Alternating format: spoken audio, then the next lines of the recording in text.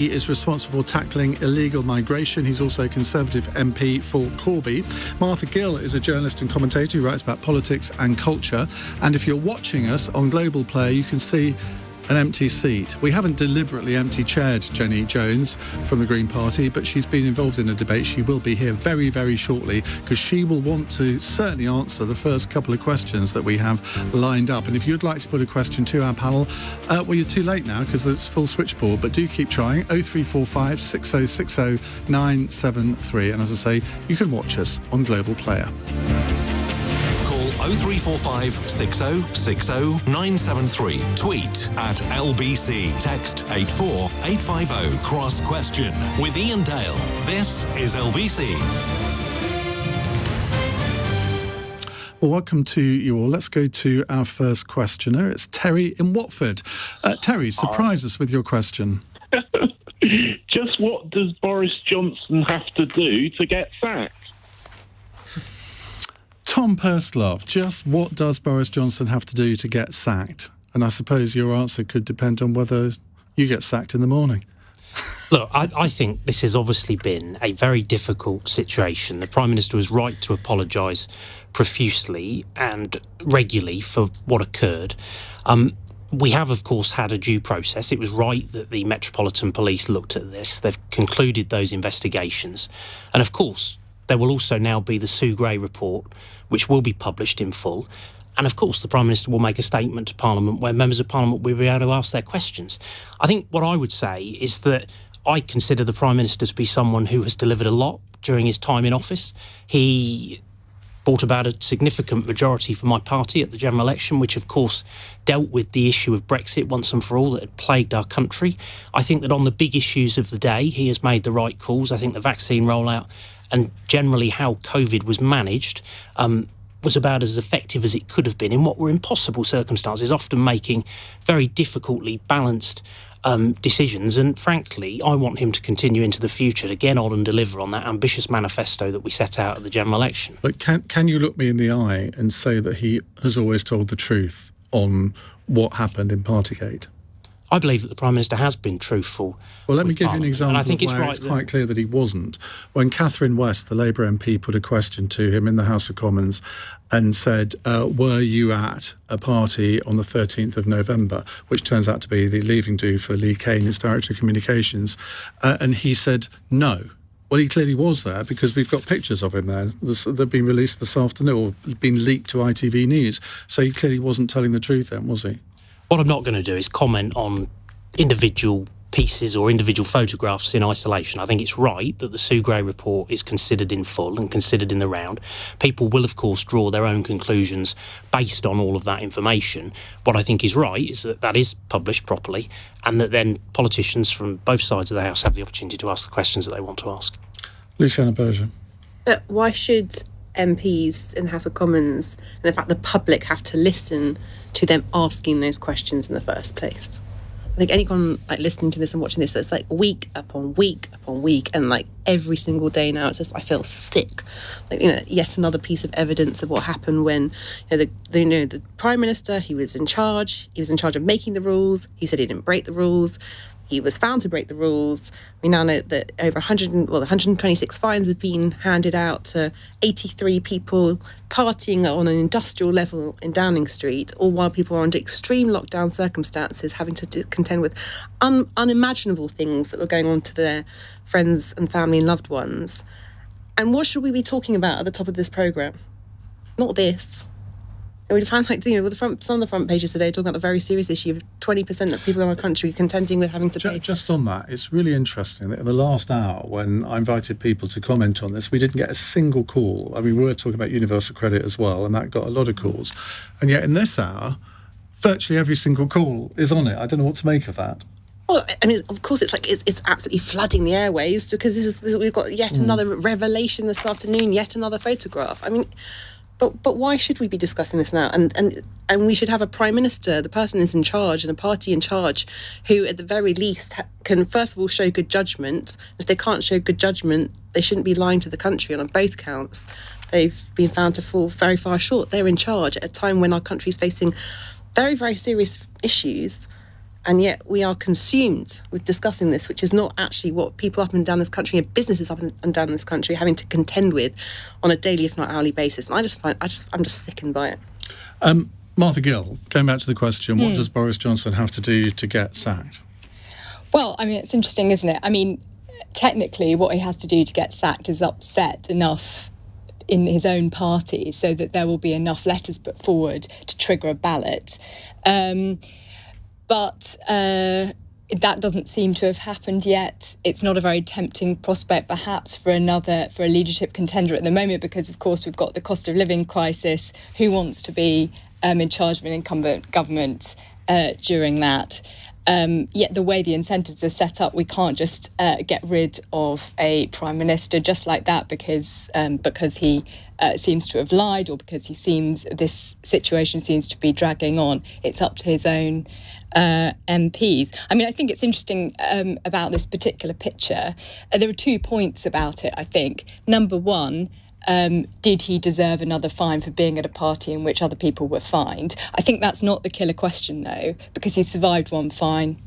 I would say he'd probably survive another. The killer question is, was he telling a lie about what he knew about the party on that day, having been asked a direct question in the House of Commons? Of course, if a minister is found to have knowingly misled Parliament, the rules say they should resign. So I think that's the sort of pertinent question at the moment.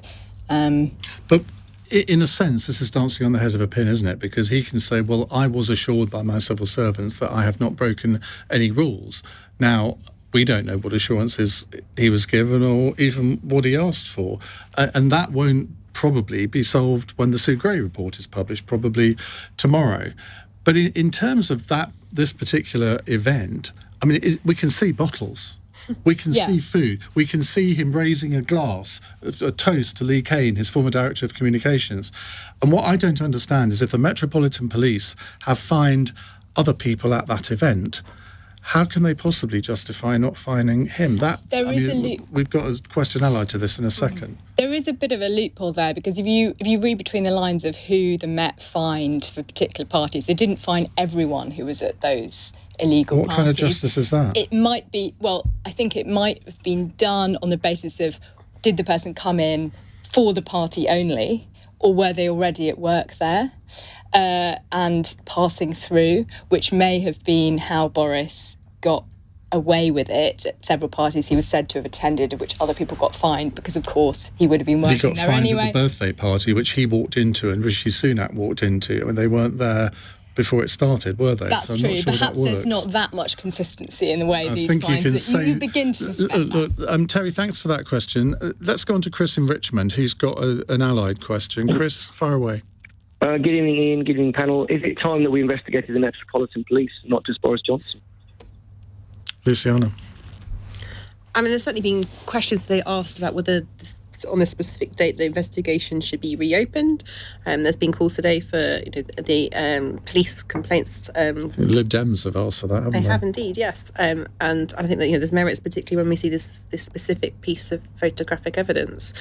But again, this is directing our wrath at the police, and if they've done anything wrong, that should be looked at. But again, it comes back to, this is the guy who made the rules, who said, do as I say, but not as I do. And if you're making the rules, you should be whiter than white.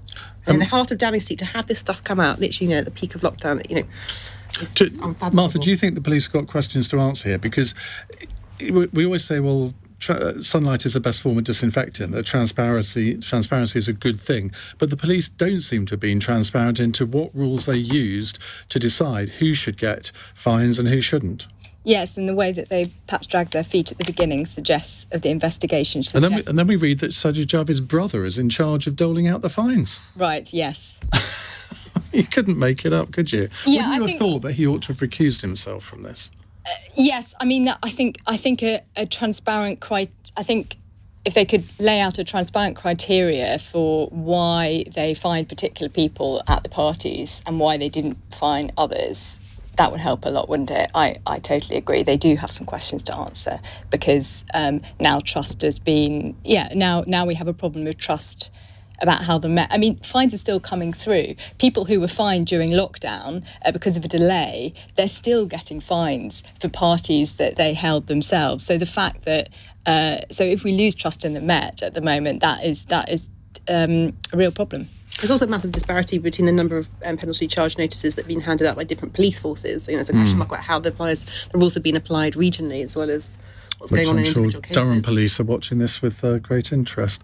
Tom Pursglove, you're a Home Office minister, a Justice minister, but you're not in charge of policing. I don't know how much you can say on this, but do you think, let's put it as gently as I can, do you think that it is wise for the police to be as transparent as possible?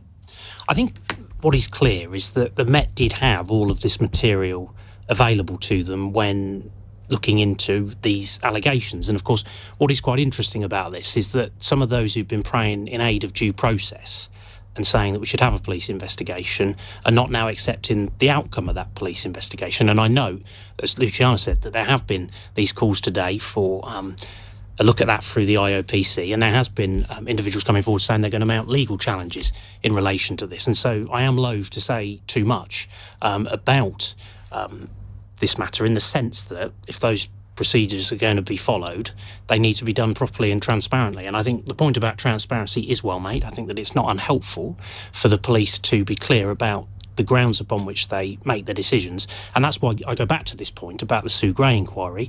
I think rather than, for example, looking at one photograph, which is one snapshot in time, you need to look at this in the round. And I think that's right. It's right that we wait to see what the full report says.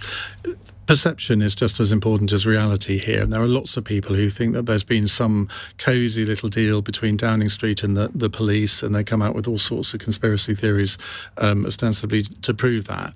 But, was it really a good idea for Sajid Javid's brother, who is a senior police officer, to be involved? I'm sure he's completely sort of outstanding police officer and all the rest of it, but for those who want to sort of assume that something dodgy has gone on, their perception will be, oh, well, it's quite clear what has gone on.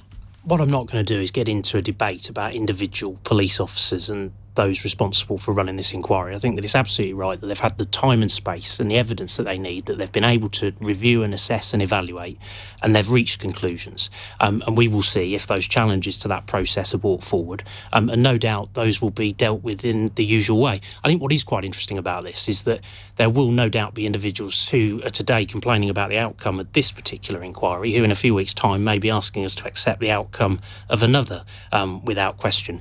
I've consistently taken the view that it's right that the police look at this, that the due process is followed, and I think we will now see what the Sue Gray report has to say. Chris, what's your answer to your own question? Well, of course it looks like a stitch-up. Well, I didn't even know about Sajid Javid's brother until you mentioned that. But I work in compliance, and if something like that happened, it would be a clear conflict of interest. He'd have to recuse himself. And the fact is that Johnson not being fined when others at the very same event were fined looks ridiculous to most people. Even my 12-year-old daughter, who's not an expert in politics, could understand the problem. It really isn't difficult. And I think that for Tom to sit there and just think that we can just wait for the Sue Gray report for people to turn out, people have made up their opinion. They're angry about it, and they're going to continue to be angry about it until the Prime Minister is fined for the events he was held at, where others went to, and others junior. Well, he's not going to be fined, is he? Because the Metropolitan Police have closed the inquiry. But it's a disgrace, because junior civil servants that were probably there because they felt they had to be there. You can't, Chris. You can't have it both ways. When he was fined, when he got that first fixed penalty notice, everyone said, "Oh well, see, the police have done their duty and they fined him." Now that they haven't fined him for the others, the very same people are accusing the police of doing something sort of a bit dodgy. You can't have it both ways. Well, I just think the reality is there are photographs which prove he was at an event. I've looked at your own Twitter feed today, and you've said the same, that it looks extremely questionable that other people were not, or that other people were going to be fined for being at the same event that he was at, and he's not, and he's the one in charge. And I would like to hear from them. I would like to hear from the Metropolitan Police their explanation for that, because on the face of it, it looks rather odd. But they've done the investigation. You haven't. I haven't. But we'd quite like to know what criteria they were using. I think that's a reasonable thing to ask. Well, I think it is, but I think at the end of the day, are they going to go back and open it? I suspect they won't. They don't realistically. have to it's not reopen gonna- it. They could hold a press conference tomorrow, maybe with Sue Gray, and explain exactly what their criteria was. Because if I was one of those people that were fined for attending this same event that the Prime Minister allegedly instigated, according to Pippa Carrera from the Mirror today, if I was one of those people, I would feel pretty hard done by, and that would not seem to me to be equitable justice. Either everybody who was at that event should be fined or no one should. I would have thought, but then what do I know? I'm just a gob on a stick. Thank you very much indeed, Chris. We'll come to more of your questions in a moment. Jenny Jones is in the building and she will be joining us in just a few moments' time. It's 17 minutes past 8. This is LBC.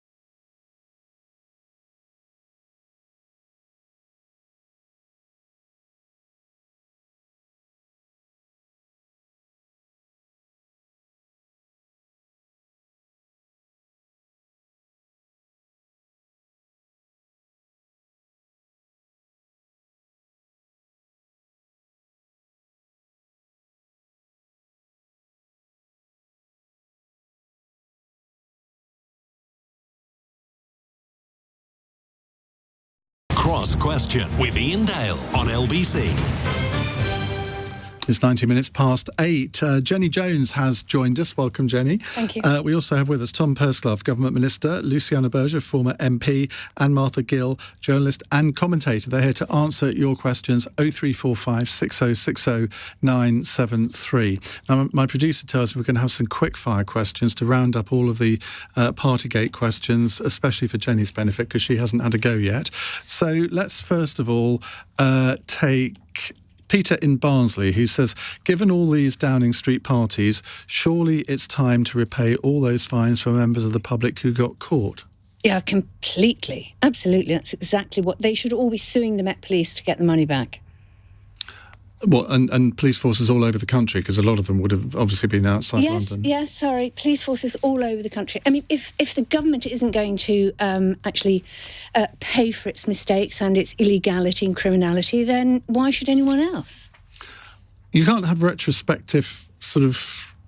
Oh, Can't we? Can't we? Can you? I don't know. Is there any precedent for it? Well, it seems to me that the government broke the law, and surely there has to be some sort of, all breaking the law is retrospective, isn't it, of any investigation.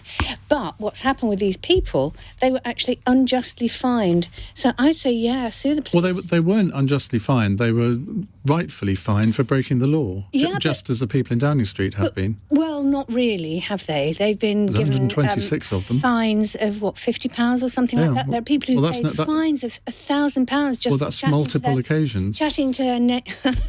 Well, nobody was fined £1,000 for chatting to their neighbour, were they?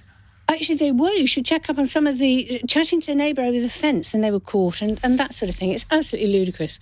I think that we've got a government that doesn't respect the law, and it's time it went. Right, the two questions which you weren't here for.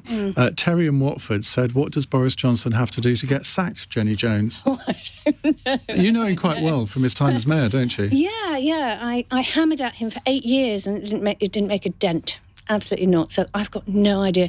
The Conservatives have to throw him out. It's down to people like Tom to actually say we've had enough and sign a letter and get him out. Well, he's not going to do that because he wouldn't be a minister if he did that, would he?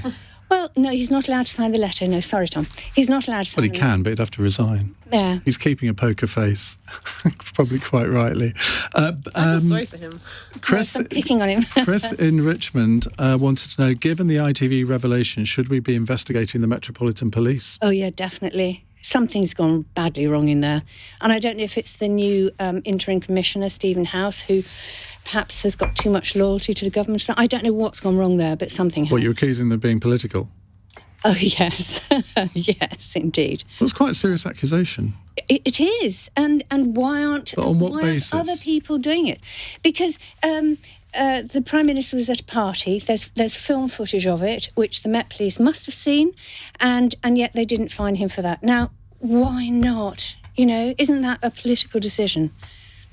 Right, let's move on to Ben in Clacton on a completely different subject. Some of you might be relieved to hear.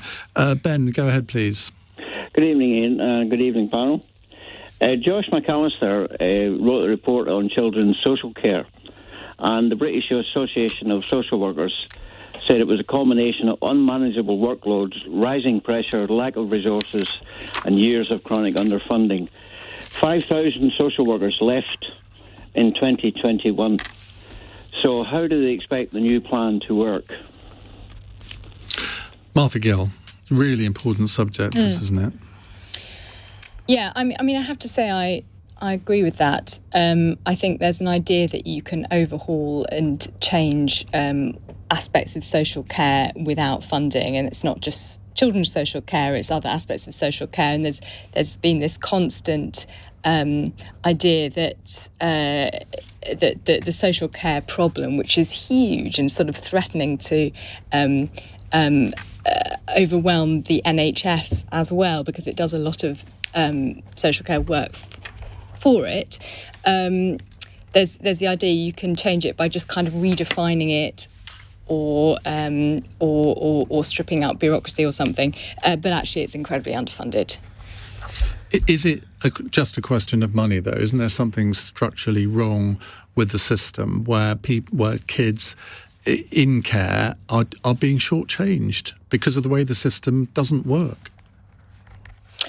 Yeah, I think, what the review seems to have found is that there needs to be earlier intervention rather than waiting for families to get into crisis and then removing the children, which seems very clear. I mean, that sort of seems so obvious to me that it must have been something they already thought of. And I wonder whether it is just the fact that they're so short-staffed and underpaid that they can't afford to send people out until families are in crisis. That seems like the likely explanation to me. I mean, Luciana Berger, the headline from this seems to be, well, the government want to find 8,000 extra foster carers. Well, I'm sure we'd love there to be lots more foster carers willing to do this. But if it were that easy, surely it would have happened before now.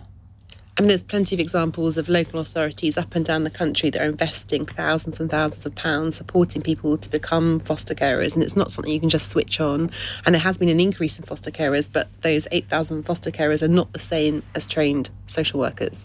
And actually, 5,000 fewer social workers since 2010, that comes at a price and it comes at a cost. And it is not rocket science. There's many of us that have been saying for many, many years that if you have a system that's just skewed to helping people at the very end, then it comes at a much greater cost, not just financially, but also socially and morally. And it comes at a great cost to us cohesively and collectively as a country. And there's many things, we can point to, not just the underfunding to local authorities, but there was a Cabinet Office committee that was disbanded in 2010, whose job it was to coordinate across government to actually do things to keep people well and to support families and to support our communities, to actually think about it in terms of prevention. What can we do to stop the problems in the first place? So therefore, it's no surprise that 11 years on that we have all these very, very serious challenges. When I speak to many social workers, their caseloads are incredible. They just can't do the job properly, and we have far too many safeguarding issues, and we have too many cases where people are only seen when when there's been more than 3 reports. if we invested in our family in children's centres, I know we're going to have these family hubs now, but we decimated children's centres in the journey to then replacing them again with family hubs. It's like we're starting all over again, and it's not rocket science. There's so many things that we could be doing. So yeah, there's I commend Josh's report today. It's so important, and he comes, he pinpoints the problems really, really well, and comes up with a number of solutions. One of which is the foster carers. One of which is placing social workers in schools, and that certainly can make a difference to supporting families and young people. But we've got a long way to go. Tom Pursglove. Well, there's 80 recommendations here, and I think what will be very valuable as the government looks at those and considers them and, of course, in due course responds to them, I think it would be hugely advantageous if we can build a consensus around this.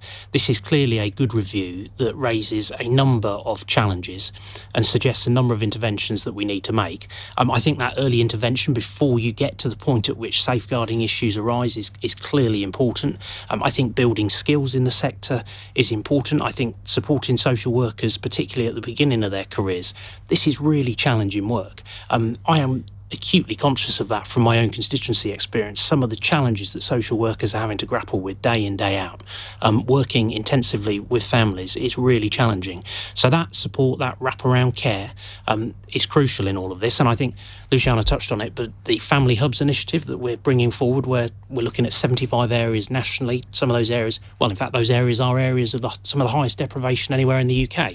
I think everything that we can do to assist families to grapple with some of the challenges that they experience, to help set young people off on the right trajectory, can only be a good thing. As I say, I think it would be really good if we can build a bit of a consensus around this and carry this agenda forward. I think there is a bit of a consensus, but I mean, Luciana's making some quite important points there about funding, about the lack of social workers, the fact that the numbers have been cut since you've been in power. I think, as I say, what we will want to do is to carefully consider these recommendations that have been made. One of the points that I know runs through this quite consistently is this point around data, about join up of services and making sure that we utilise the data and target interventions in the right way. But I also think, and I make this point consistently, that where there is best practice, we shouldn't be afraid to get on the front foot and try and cascade that. So where areas do this work well, that should be learning for other parts of the country. So I think there's things that you can do that don't necessarily have a high monetary cost associated with them. But of course, ministers will want to look at the funding associated with this work as we assess the recommendations. Jenny Jones. Well, this is part of a pattern, isn't it? We've had a Conservative government for 12 years now. They have consistently cut funding for all sorts of areas of our lives. They've just cut funding, for example, to TfL in London, which means we now have a tube strike coming up. They've cut funding to the CPS so that our courts are grinding to a halt. And if you burglar a house, you're likely to get away with it because there's nobody to take your case forward, and so on. So the Tories have cut funding for everything, and things have got worse. And there's bigger areas of deprivation. The distance between the rich and the poor has increased. And you've got to think, they are a disaster, aren't they? Come on the next election. But what about this particular question? I haven't read that report, I'm afraid. I'm so sorry. I don't think any of us have read the whole thing, but right. we've read reports of it, haven't we? Well, I agree with Martha and I agree with Luciana. I do not agree with Tom. So you don't agree with cascading best practice? Of course, but you don't agree with data-driven intervention? I mean, come on, Jenny, be more constructive. Is a government? No. I am extremely constructive, and I do work with people. We should wrap around this agenda and work together constructively. Can I say it, Iain? What you came out with was simple nonsense, because the government does not, what was it, cascade good practice. That's what we should cascade corruption and illegality all the time. That's what this Conservative government does. I'm all for supporting the NHS. I'm all for supporting carers. That's not what the government's doing. If that's what constructive looks like, I'd love to see what constructive I think one of the greatest challenges is about the kind of recreating the wheel. You just said, Tom, about the 75 family hubs, and I would welcome 75 family hubs, but we already had over 3,000 children's centres, many of which were closed. And it's like we're starting again 12 years on. And the kind of frustration about, we had the bricks and mortar there. And it's not just about bricks and mortar. best practice. I think we all support the notion of making sure that we have best practice and we cascade that out, and that doesn't always have to cost money. Sometimes it does, and quite often you find the best practice in those areas that can afford it, that have the least deprivation. And some of the challenges actually highlighted in the report is how, again, it's those areas that need it most that have the highest levels of deprivation, that have the least resources, and this gap's only getting wider. And I don't want to wait for someone to appraise 80 different recommendations and to, the best practice is there. We've got professional bodies that have been collating this for decades. You don't have to look at it again. Let's just get on with it. And I'm sure we're all united in wanting to ensure that we don't see yet another awful, awful story hitting our news where, a child has lost their life because they haven't been properly supported. Right, we'll move on in just a moment. It's 8:32 on LBC. We'll have more of the Jenny and Tom show in just a moment. Let's get the latest news headlines first, though, from Andy Ivey. Photos have emerged of Boris Johnson appearing to raise a glass at a leaving do in Downing Street during lockdown. The images show several bottles of alcohol on tables. The Met Police have fined the Prime Minister for a separate event, but not the party in November 2020. Public health officials in Scotland say they're stockpiling a small number of smallpox vaccines effective against monkeypox after confirming a first case in the country. The number of people in England who've caught monkeypox has risen to 56. The Queen has visited the Chelsea Flower Show. The 96-year-old monarch, who has mobility problems, was driven around the site in a buggy. LBC weather: rain overnight. Tomorrow, sunshine and showers for most, some heavy with thunder in central and southern areas. A high of 17 degrees. This is LBC. Hello.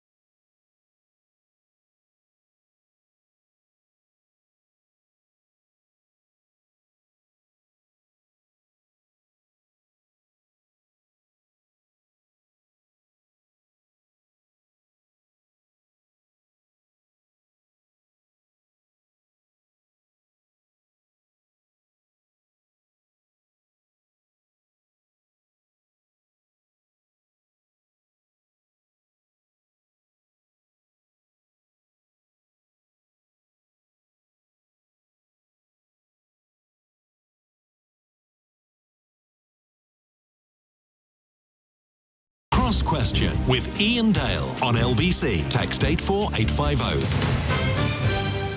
8:34, it's Cross Question. With me on the panel, Tom Pursglove, Home Office Minister and Minister for Justice. He's responsible for tackling illegal migration. Interestingly, no questions on that so far. He's also Conservative MP for Corby. We have with us Martha Gill, journalist and commentator, Baroness Jenny Jones, Green Party peer, and Luciana Berger, former MP, now chairs the Maternal Mental Health Alliance, which I have great difficulty in saying. Tongue twister. Just explain a little. I mean, do you miss the... I mean, obviously you're doing a bit of political cutting and thrusting here tonight, but do you miss being an MP?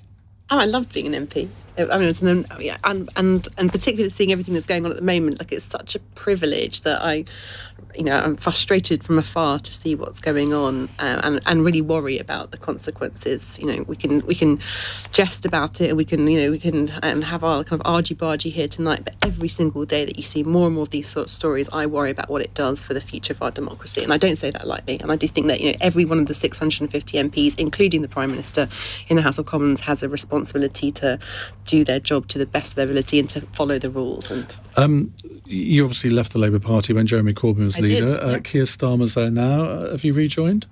No. Do you intend to? I've taken a back seat. I have two very, very small children. There's a very good reason why I left the Labour Party at the time that I did, and I'd do that all again. But I'm watching everything from afar this time. Okay. Right, let's move on to another question. It's from Chris in Stubbington. Hello, Chris. Hello, Ian. Should the public be worried by the government's public order bill? After all, the suffragettes took direct action in protest. Martha, let's come to you. Actually, no, I went to you first last time. That's unfair to come to you twice first. Let's go to Jenny. Right. OK, the Public Order Bill contains a lot of measures that were brought through in the last session of Parliament, but which the House of Lords threw out because we said things like they're undemocratic, they're illegal, they really shouldn't be part of the British system. And now the government's brought them back. And I think there will be resistance in the House of Lords. So, yes, we should be worrying. We should be worrying about the fact that this government is trying to suppress protest. And they're trying to suppress it because it's all against them. Is it suppressing protest, or is it just meeting public concerns about these idiots that picket oil refineries, for instance, and glue themselves to the M25 and bring the M25 to a halt? I mean, why should we allow that in a society? But these people are actually saying that we have a global climate but we crisis. know that. They don't have to tell us that. We know it. But what are you doing about it? What are you doing about it? This government is not acting on it. And actually the demands of the people who glued themselves to the roads were actually incredibly moderate. All they were saying was, please don't open up any more new fossil fuel sources in Britain. That's all they were asking. And I think that there are ways to ask it, aren't there? Why don't they engage in legitimate debate rather than inconvenience people and cause people to die? Well, I think you're overstating things. There has been at least one person who's died because of their action. One. So it's not people, it's just one. Right, OK, that doesn't matter then. Listen, tell that to their family. If the government can't listen to the House of Lords, I mean, I know we're all appointed, we're not elected, but at least we do read the bills and we do try to improve them. That's our job. And yet the government throws it all out. So it's not listening to the House of Lords. It's not listening to all the other political parties who are saying, actually, we're not quite sure about this. So, in fact, I think we have to be very worried. There will be opposition in the House of Lords against the bill. And I just know that the government won't listen anymore. Tom, are you going to listen? Well, it's worth pointing out, actually, one of the key points during the course of the Police Crime Sentencing and Courts Bill that was made was that the measures shouldn't be introduced in the House of Lords because they hadn't been considered by the House of Commons. So now, of course, the House of Commons will have the opportunity to consider these measures, and then in due course, the House of Lords. Look, nobody has any issue whatsoever with legitimate, proportionate protest, but what is not acceptable is exactly what you allude to, Ian, where people act recklessly, where they put others in danger, where they put themselves in danger, where the police have to respond to incidents around oil refineries, and where people are slipped to the M25. I mean, that is completely disproportionate. But the point is that protest is all about creating headlines in the media, and if they didn't do these stunts, we wouldn't be talking about it. I mean, we fall into their trap in a way, don't we? No, I think you can perfectly well make your arguments through legitimate, proportionate protest in the way. Would we have heard of Extinction Rebellion, or was it just oil, I think they called it? But I think what we've seen in recent times is straying way beyond that, where you've got people interfering with oil refineries, where you've got people stuck to motorways. And I just don't think it's fair to put members of the public in that position, where if something happens, there would potentially be consequences for them. I don't think that it's fair to ask emergency services workers to have to respond to what are potentially horrendous incidents. And it's worth adding as well that, for example, the police have asked for some of these powers, for example, around locking on. Yeah, but just because the police ask for powers, that doesn't mean to say you have to give them. And we have considered this and made a judgment that we think that is legitimate and proportionate, and that's why we're bringing forward. But what's proportionate about putting clauses in the bill about whether a protest is too noisy? Surely that's the whole point of protest, that they do get noisy. The point around that is that is directed at very, very egregious, persistent like Steve Bray. Issues. Well, I mean, I think all of us have a view on that potentially. I should explain. I'm not going to get into the debate about. He's the guy that even now, he went right through Brexit, and even now he's still outside the House of Commons. I don't know what he's. I think it's Boris Johnson's the most corrupt Prime Minister in history. He keeps chanting or something like that. I just tend to block it out. Yeah, I know, but why do you have to legislate to do that? I think what we're talking about here is precisely the sorts of instances that I've set out, and I think that those instances cause absolute misery for the British people going about their day-to-day lives. I think it is disproportionate. I think it is dangerous, and I think it's right that the police have the powers they need to deal with that. Martha? Well, look, I understand that it's important to minimise disruption in cities, in busy places where people are trying to get somewhere, perhaps ambulances are getting through.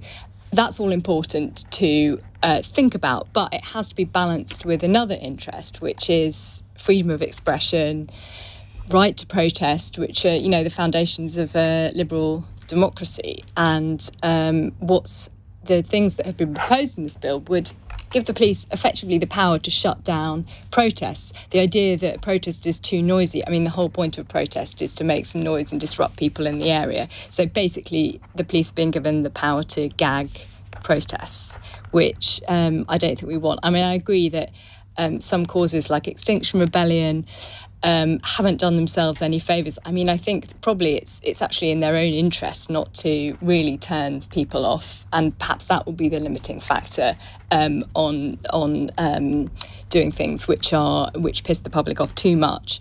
But I do apologise for that word. I'm so sorry. It's not after I 9, really Martha. do apologise. Sorry.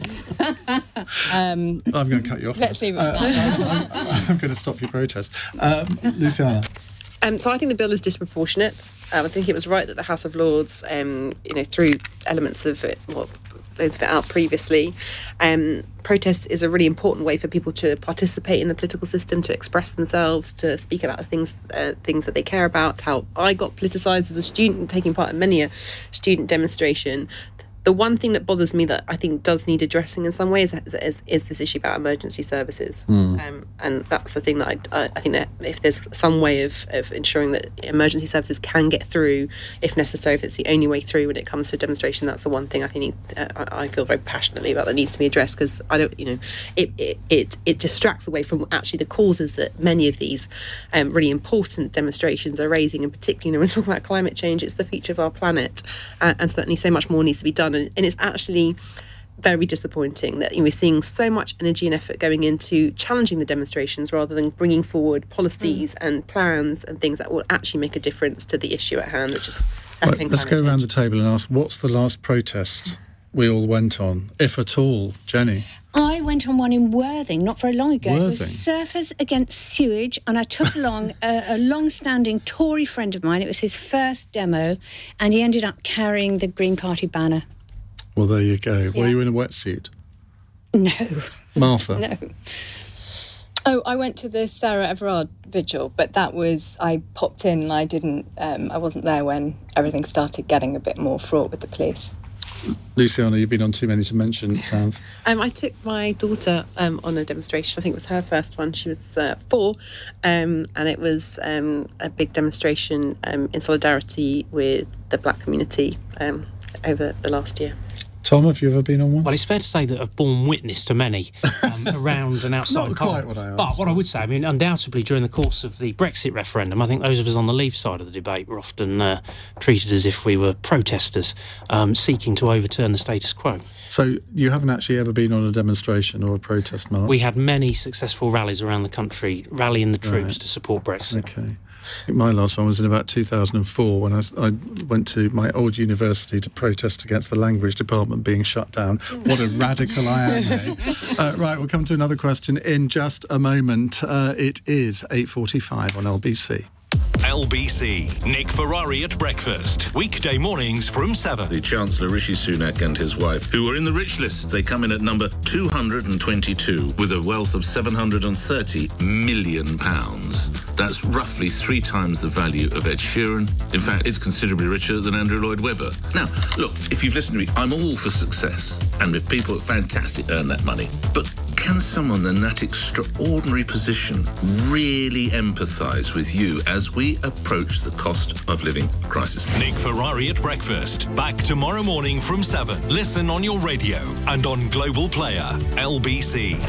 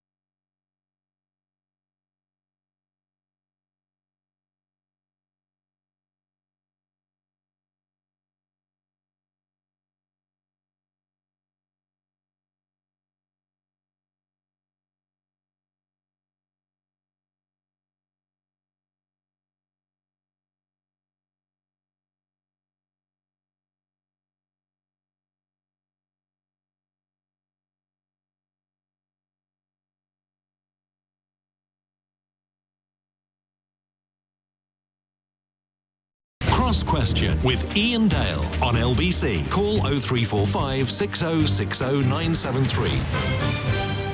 And that sigh you just heard was from Jenny Jones there. She and Tom have been having spirited discussions in the breaks. But friendly. Exactly. Friendly. Well, the first one wasn't very friendly, but the second one was. Luciana Berger is here, former Labour Shadow Minister and now Chair of the Maternal Mental Health Alliance. Tom Pursglove is Home Office Minister and Justice Minister. And Martha Gill, journalist and commentator. And, of course, Jenny Jones is a Green Party peer. Now, this next question I think is a really, really interesting one. It's very different. Andrew is in Halifax. Go ahead, Andrew. Good evening, Ian.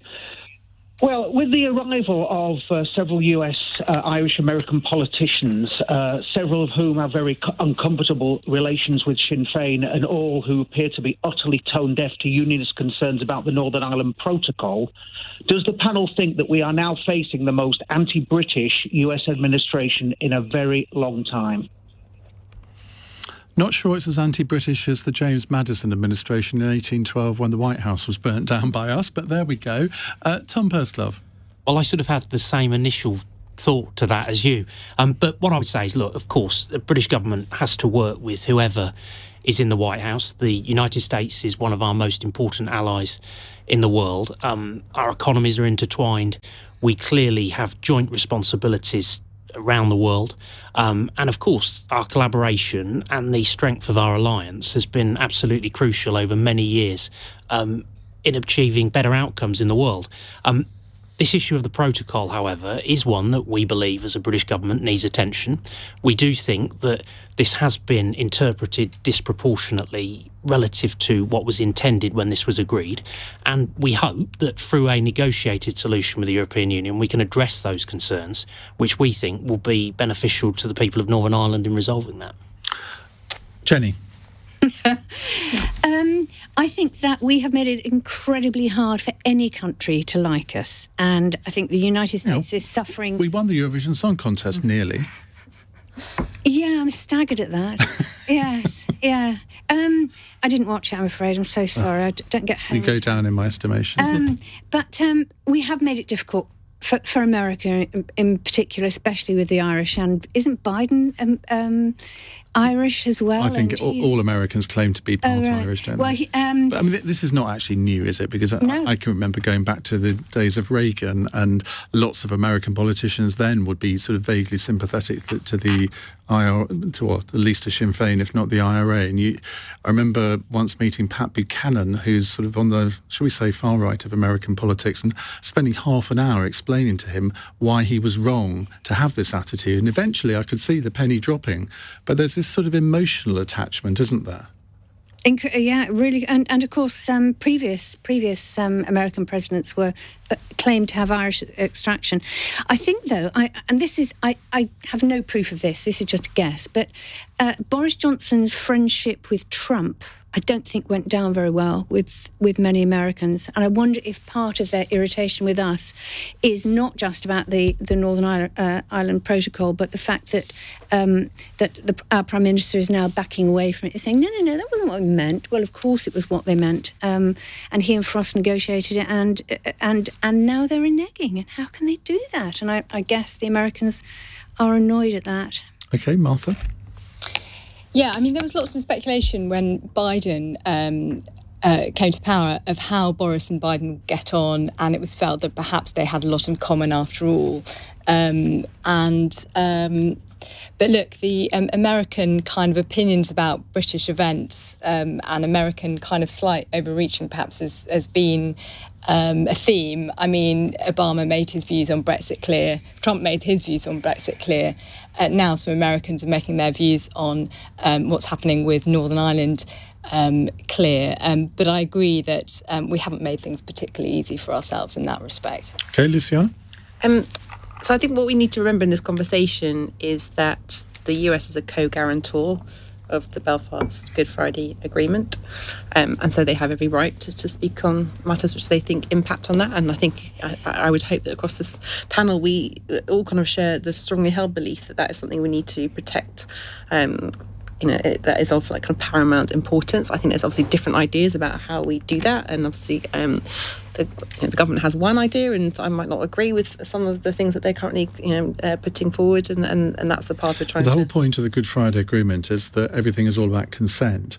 And the DUP, and to an extent, but not exclusively, the UUP would argue that, well, we don't have consent to the Northern Ireland Protocol because it's damaging certain parts of our business community. Now, you can then argue, well, OK, but a lot of Northern Ireland businesses quite like it and have that debate.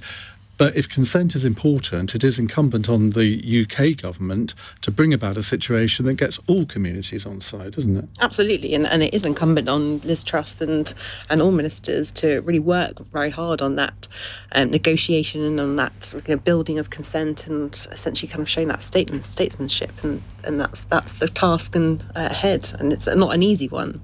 But I don't think that means that we condemn or criticise the Americans for speaking out on what they think is an important issue as well. Andrew, thank you very much for that. I think we've had more variety of questions on this edition than we have for many, many weeks, as exhibited by our next questioner, Shelley in Portsmouth, who's texted in to say, do we now have to panic whenever any new virus breaks out? The WHO says this monkeypox one is containable. So can we just relax a bit, Jenny Jones? Well, I had to take my mask off to come in here. I still wear it. You're still wearing it? I definitely, yes. There's no wood anywhere. I haven't had COVID yet. I don't want to have it.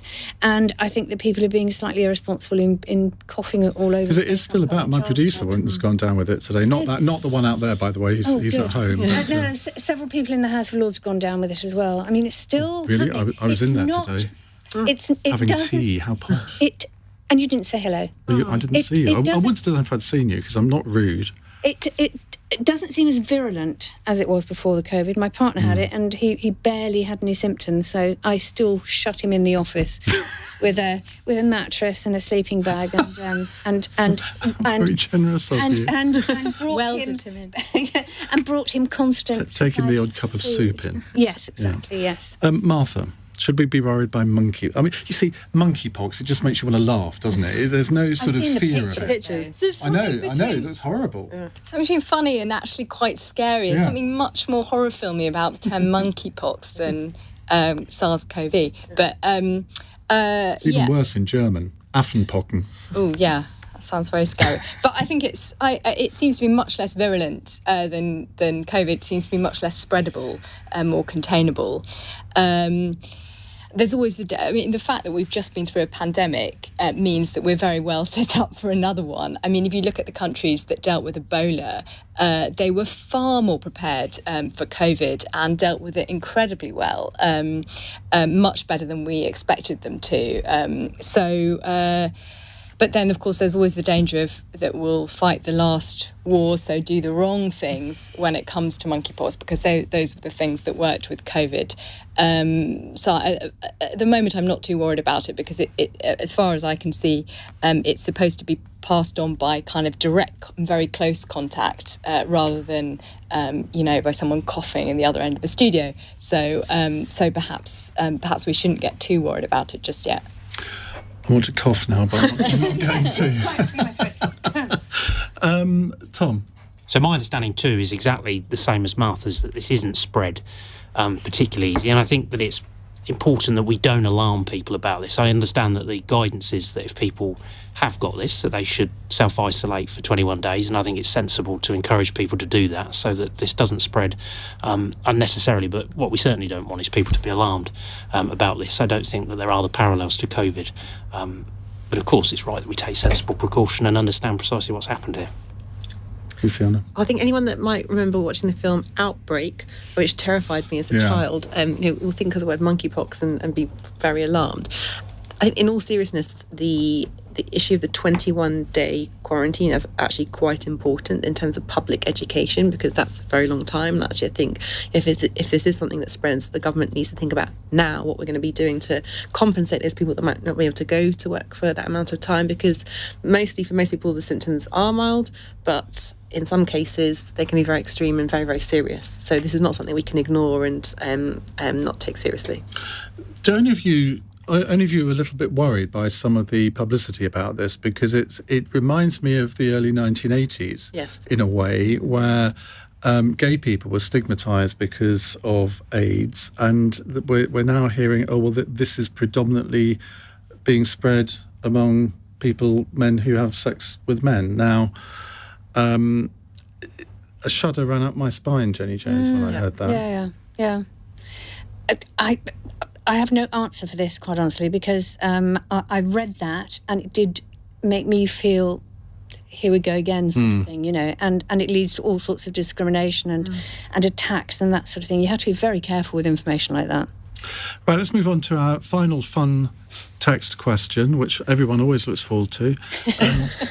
I actually think this is a bit of a boring one today, from Lucy in Westminster. Sorry, Lucy. The latest company to get out of Russia is Starbucks after 15 years.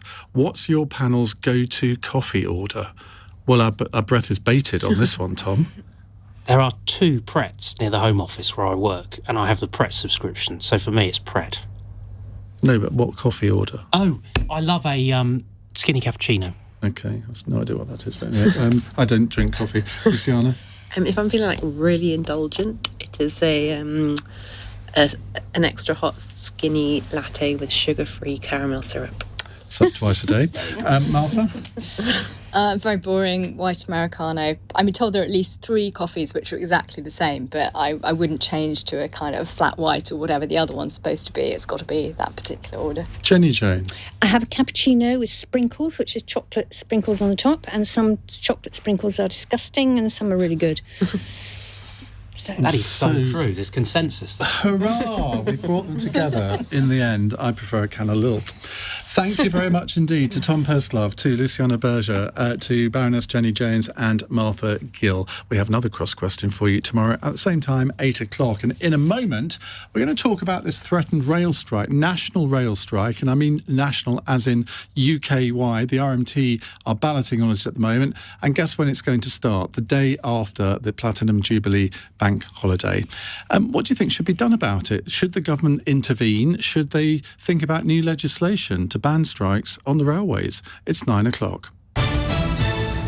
On your radio, on Global Player, and Play LBC. leading Britain's conversation.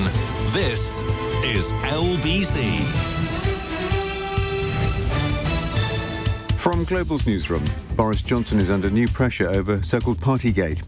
Pictures obtained by ITV News appear to show him raising a glass at a leaving party in Downing Street in November 2020 when COVID restrictions were in place.